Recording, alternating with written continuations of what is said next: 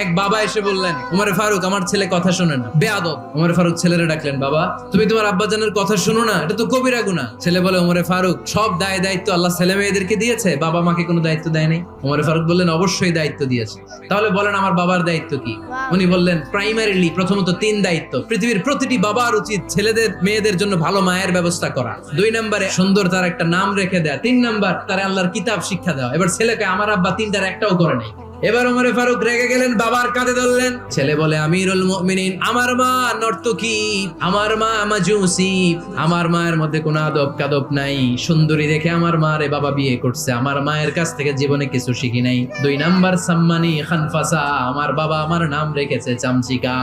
ওয়ালাম ইউআল্লিমনি হারফাম মিন কিতাবিল্লাহ, আমিরুল মুমিনিন, শুধু তাই না, আল্লাহর কোরআনের একটা অক্ষর আমার বাবা কোনোদিন আমারে শিক্ষা দেয় না।